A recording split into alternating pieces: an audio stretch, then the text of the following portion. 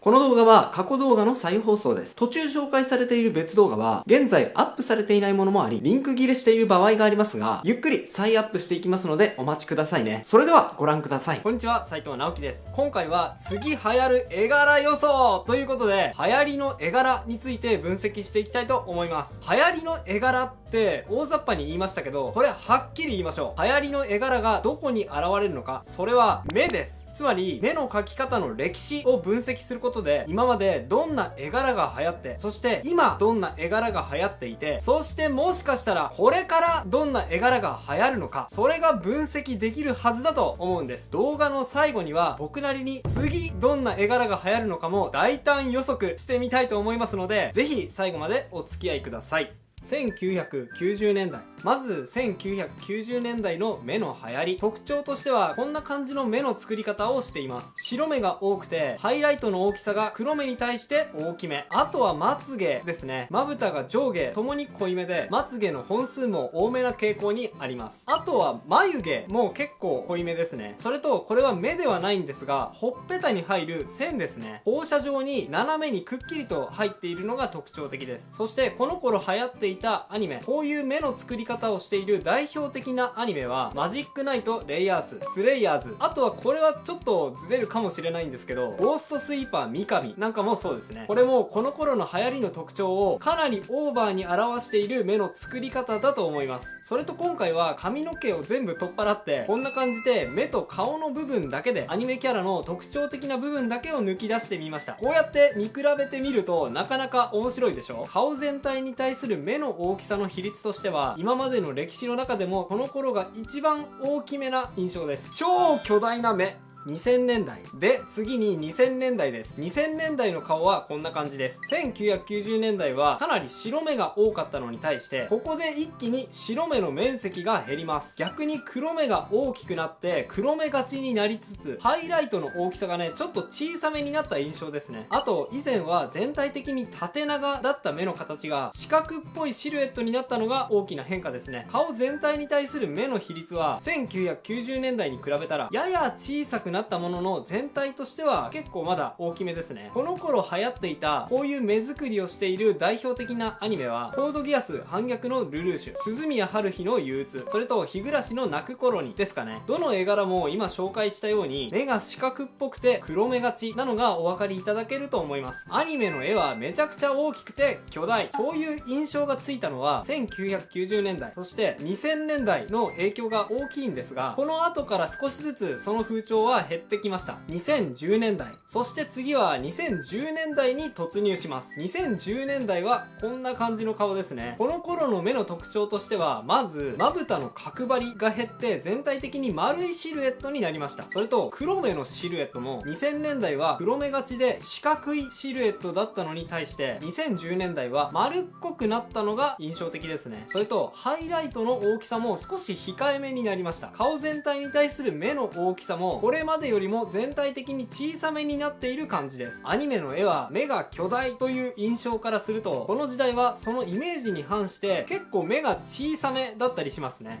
リアルな人間の比率から言ったら大きめであることは変わりないんですが、この時代は比較的小さな目が流行った時代と言えるかもしれません。アニメで言うとソードアートオンライン、リゼロから始める異世界生活、あの日見た花の名前を僕たちはまだ知らないですね。顔の作りとしても目の作りとしても凹凸の少ない幼い感じが人気を博した時代だったと思います。2020年代で、次ですね。2020年現在、ここに関してはですね、今まさに2020年なのでこの時代はこうだったと振り返って語ることはできないんですが、2019年から今までのムーブメントと僕の予想を少し加えて話すとですね、2020年今流行っている絵柄はこんな感じですね。パッと見ての第一印象はカラフルです。それとまぶたの角張りが増えてまつげも太く本数が増えたのが印象的です。それと瞳に増えるハイライトも大きくなって2010年代に比べると顔に対しての目の比率が大きくなった感じがします。アニメで言うと BNA ダンベル何キロ持てる、それとプロメアがこういう目の作り方をしていると思います。特に2020年の今のカラフルな目の作り方に大きく影響を及ぼしているのがプロメアだと僕は思っているんですですが、これですね、源流はもっと前にありまして、それが2019年に公開された海外の映画、スパイダーバースですね。この映画の特徴は何と言っても、印刷で版がずれてしまう時に起こる版ずれ。これをめちゃくちゃかっこよく演出に使ったことです。この版ずれ効果を巧みに使ったカラフルで超インパクトがある画面作りに、当時映画を見たクリエイターはみんな言葉を失ったんですね。僕も実際に映画を見に行ったんですが、初めから終わりまでずっとストーリーそっちのけで、画面のかっこよさだけでもう目が釘付けになりました。鳥肌が止まらなかったです。もう感覚的に分かったんですよ。あ、歴史が変わったって。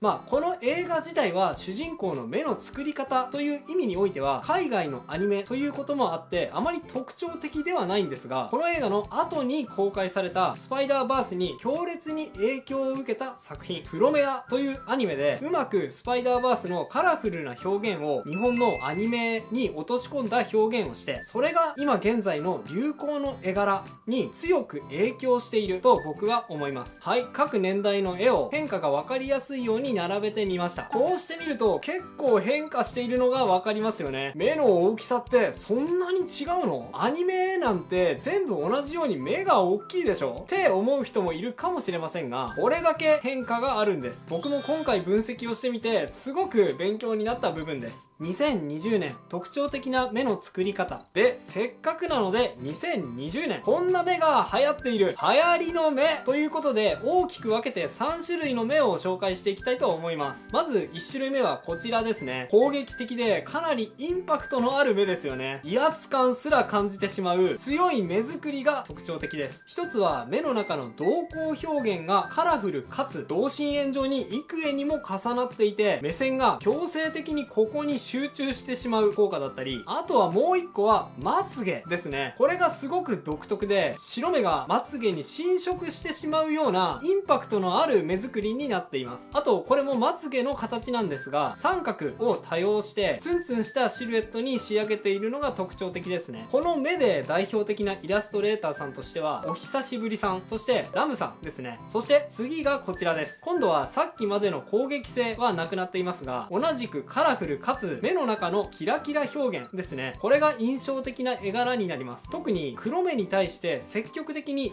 補色を入れていきつつ、かつ反射光をたくさん加えることによって目が潤んでいる感じ、キラキラ感を表現しています。それとまつげをくっきりと濃く描くことによって目にインパクトをプラスしているのがこの絵柄の特徴になります。こちらのイラストレーターは森倉円さん、ミカピカゾさんで、最後がこちらの目ですね。先ほどとは打って変わってシンプルな目の作り方ですが、線自体に思い切った色の変化をつけてみたり、あとはハイライトや瞳孔表現にインパクトを持たせて、あえてグラデーションはあまり多用せずにシンプルに仕上げることによって印象的に見せている瞳の描き方の例ですね。こちらは竹さん、望月圭さんが代表的です。これもしかしたら代表的な例、作家さんがまだまだいらっしゃるとは思うんですが、今回はこの3種類に分けて今流行っている2020年の絵柄の中から紹介してみました。分析で、ここからさらに突っ込んだ分析をしていきたいと思います。目の流行りの歴史、そして今流行っている目からどんなことが言えるかについてです。ここからはあくまで僕の考えです。僕の分析をお話ししていきたいと思います。まず初めに言えるのが、絵柄の流行り廃りに大きく影響されやすい市場としては、いわゆる萌え系の絵柄、ここが大きく影響されやすい市場だなって思います。例えば少年漫画なんかはいくら流行っても、その漫画の絵柄に多くの人が引っ張られる現象って起きづらいんですよね。鬼滅の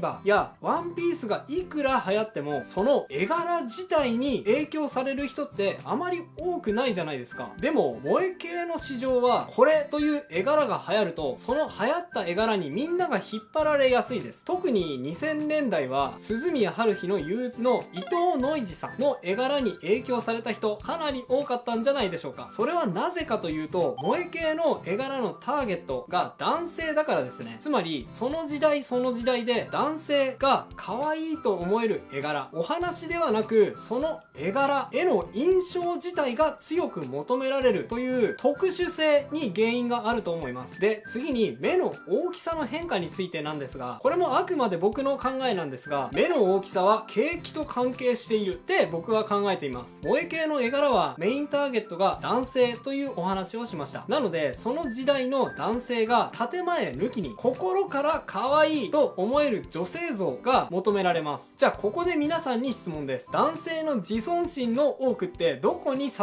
えられてますか？そう、稼ぎです。自分がどのぐらいお金が稼げているかによって自分に自信が持てるか否かが左右される男性って多いですよね。なのでどのぐらい稼げているのか、景気の浮き沈みによって男性の自己イメージが上下し、その自分の状態によってこういう女性が可愛いという像が変化するように思います。つまり好景気、男性が元気な時代は気の強そうな女性像も受け入れられやすいので、目が大きくて目力が強い気の強そうな女性の絵でも建前抜きに心から可愛いと思えて受け入れられやすい時代になりますし、逆に不景気、男性に元気がない時代では女性に対して包み込むような包容力、もしくは幼さですね、威圧的じゃない、自分を絶対に傷つけない存在というイメージが強く求められるので、不景気の時代にはこんな風に目が小さかったり丸っこく幼い目が受け入れられやすいと僕は考えます。で、2020年現在はどうかというと、先ほども紹介したようにめっちゃ目力が強めが流行っています。これなんでかというと、2019年2020年は好景気と言っていいかはちょっとわかんないんですけど、失業率がすごく下がって経済的に余裕がある人が多かったように思います。なので強い目力が流行ったと言えると思いますね。それと補足としてですが、絵柄が流行るという現象は萌え系の市場、男性需要による影響が大きいとお話ししましたが、ここ最近では刀剣乱舞やディズニーが手掛けるスマホゲームツイステッドワンダーランドなどなど女性市場もすごく大きくなってきていて、こちらはこちらで別の絵柄の流行りが生まれているように感じます。今回その点に触れてしまうとすごく長くなってしまいますので、今回の動画では触れていませんが、もし興味が惹かれたらこちらについても見てみたいなというふうに思っています。次に流行る目で、おそらく皆さんが気になっている、じゃあ次どんな目が流行るのという部分についてですが、僕の予想、次に流行る目はですね、はい、こんな感じです。ドン。はい、ですね、ちょっと解説していきますね。まずはじめに言いたいのが景気の影響です。先ほどですね、2020年代は目がくっきりしていて目力強めが流行っているよという話をしましたが、おそらくこの目の流行りはもうすぐ終わると思います。というのはどういうことかというと、さっき分析で話した景気の問題が絡んでくるからです。そう、新型コロナウイルスの影響ですね。今はまだそこまで実感として流行りの絵柄の変化に影響は出ていないんですが、アフターコロナの時代ですね、確実に不況の時代が今まさに来ています。不景気の時代には目は小さくなる傾向にあるというお話をしました。ですからそれを考えると2020年代後半はですね、今よりも目が小さくなると予想しました。瞳に入るハイライトもあまり大きなハイライトは入れず、かつ目の上の部分にハイライトが入ると目力が上がりますから、逆にハイライトが下の方に下がりがちになって目力を下げる調整が入ると思います。それにプラスして無視できないのが中国の影響ですね。今現在イラストレーター界ではすでに起こっている変化なのですが、中国、台湾の作家さんの絵がすごく魅力的で、とりわけ色ですね。さっき紹介したスパイダーバースはとにかく鮮やかでサイドが高く、そして明暗さがくっきりついたバッキバキの色合いが特徴だったんですが、中国系の作家さんの色使いの特徴としてサイドが低くグレー味がかっているんだけど補色対比、とりわけ緑と赤の補色対比を使って絵を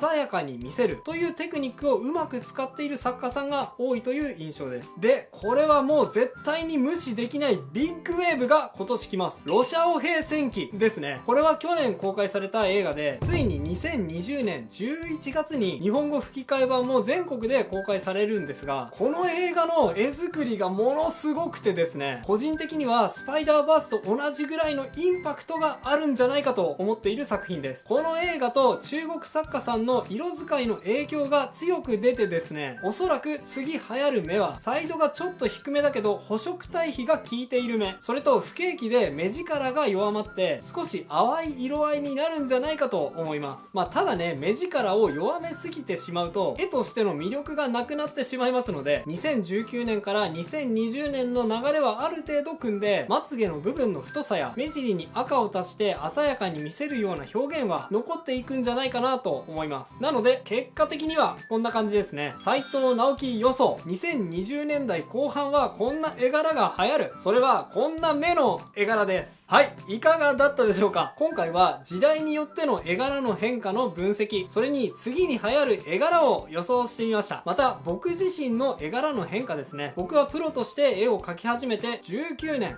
もうすぐ20年かな、そのぐらいになるんですけど、その19年間の絵柄の変化を紹介した動画公開します。19年前から今までのイラストの変化もあったりします。そのカードゲームのイラスト子供の頃に見たことあるとかね、結構反響をいただいた動画なので、興味がある方はぜひこちらもチェックしてみてくださいね。概要欄に URL を貼っておきます。それではまた次回の動画でお会いしましょう。バイバイ。ということで再放送をお届けしました。いかがだったでしょうか。新チャンネルのチャンネル登録と高評価もよろしくお願いします。